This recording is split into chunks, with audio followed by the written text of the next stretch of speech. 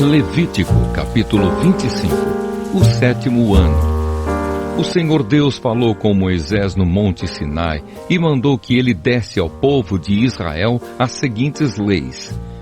Quando vocês entrarem na terra que o Senhor Deus lhes vai dar, deixem que de 7 em 7 anos a terra descanse em honra do Senhor.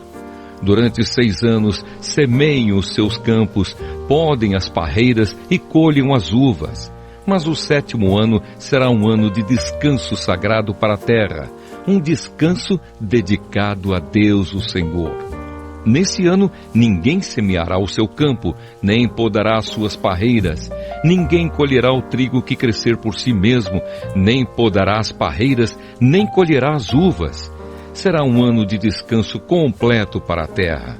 Os campos não serão semeados, mas mesmo assim produzirão o bastante para alimentar todos os israelitas, os seus escravos e as suas escravas, os seus empregados, os estrangeiros que vivem no meio do povo e também os animais domésticos e os animais selvagens. Tudo o que a terra produzir servirá de alimento. O ano da libertação. Contem 7 semanas de anos, isto é, 7 anos vezes 7, o que dá um total de 49 anos. Então, no dia 10 do 7º mês, que é o dia do perdão, mandem um homem tocar trombeta por todo o país. Pois esse ano que vem depois de cada 49 anos é o ano sagrado da libertação, em que vocês anunciarão liberdade a todos os moradores do país. Nesse ano, todos os que tiverem sido vendidos como escravos voltarão livres para suas famílias, e todos os campos que tiverem sido vendidos voltarão a pertencer ao primeiro dono. Nesse ano ninguém semeará os seus campos, nem colherá o trigo que crescer por si mesmo, nem podará as parreiras, nem colherá as uvas, pois o ano da libertação é sagrado para o povo, e nele todos se alimentarão somente daquilo que a terra produzir por si mesma. No ano da libertação, todas as terras que tiverem sido vendidas voltarão a pertencer ao primeiro dono. Na venda ou na compra de terras, não explorem os outros.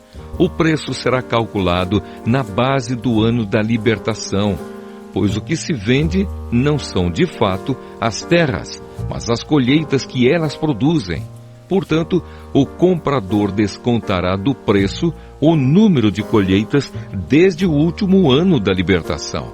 E o vendedor calculará o preço na base dos anos de colheita que ainda faltam até o seguinte ano da libertação. Se ainda forem muitos anos, o preço subirá. Se forem poucos, o preço baixará. Que ninguém explore os outros. Que todos temam a Deus, pois Ele é o Senhor nosso Deus. A questão do 7º ano.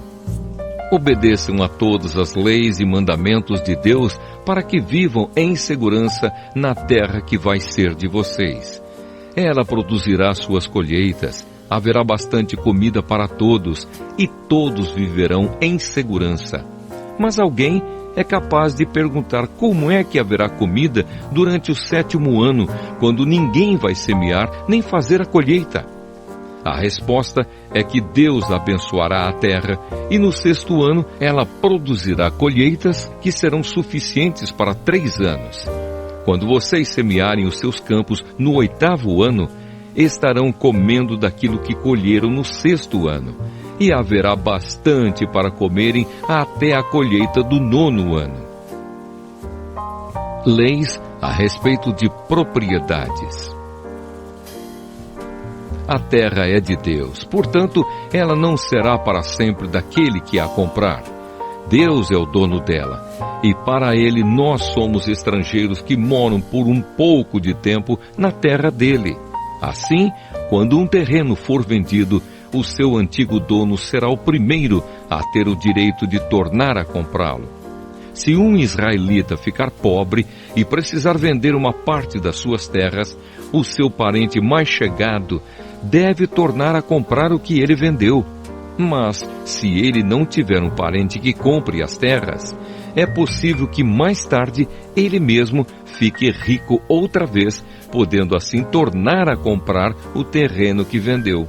Ele descontará o valor das colheitas que o terreno tiver produzido desde o último ano da libertação e calculará o preço a pagar, tendo como base os anos de colheita que ainda faltarem até o seguinte ano da libertação.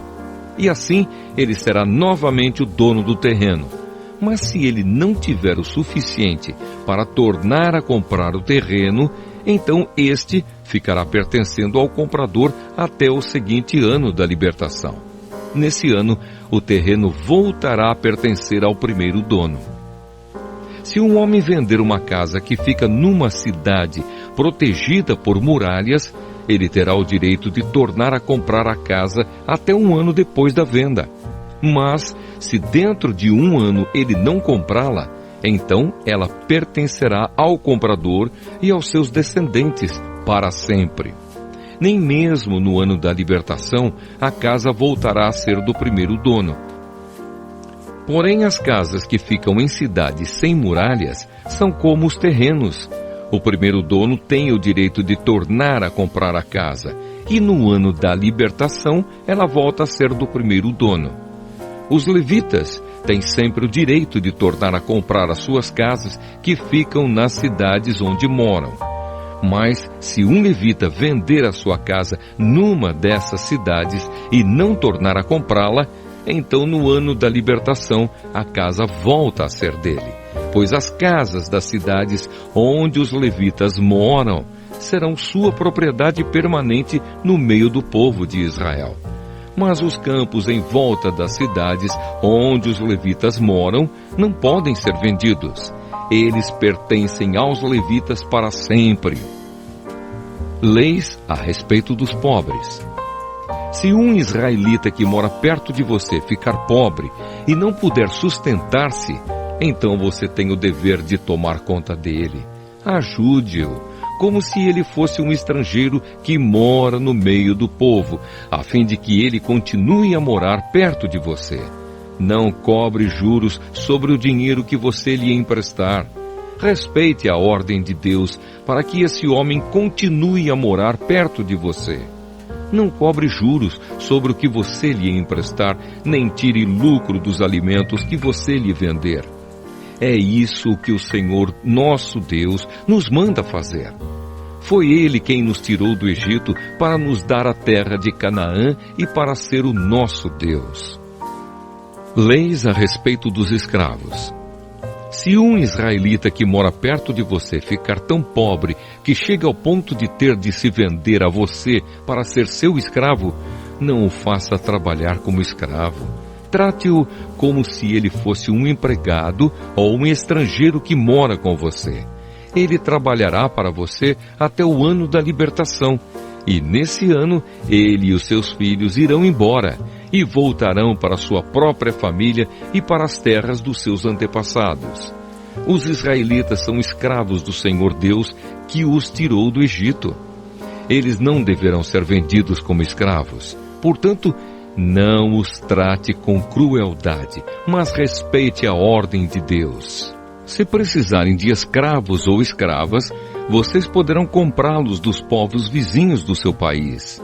Também poderão comprar os filhos dos estrangeiros que moram no meio de vocês. Essas crianças que nascerem na terra de Israel poderão ser compradas como escravos, e os seus donos poderão deixá-los como herança aos filhos, a quem esses escravos deverão servir a vida inteira.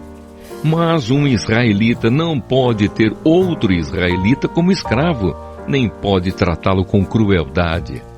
Pode acontecer que um estrangeiro que vive no meio do povo fique rico e que um vizinho israelita fique pobre e se venda como escravo a esse estrangeiro ou a alguém da família dele.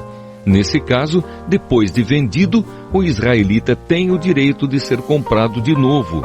Um irmão, um tio, um primo ou outro parente chegado poderá comprá-lo. Ou, se ganhar bastante dinheiro, ele mesmo poderá comprar a sua liberdade. Ele e o homem que o comprou combinarão o preço que deverá ser pago, de acordo com o número de anos desde o ano em que ele se vendeu até o seguinte ano da libertação. O cálculo será feito tendo como base o salário que um empregado recebe. Se ainda faltarem muitos anos até o ano da libertação, ele pagará uma parte maior do dinheiro que recebeu quando se vendeu. Mas se faltarem poucos anos, a parte será menor. O dono o tratará como se ele fosse um empregado que é contratado para trabalhar por ano. Não deixem que o dono o trate com crueldade.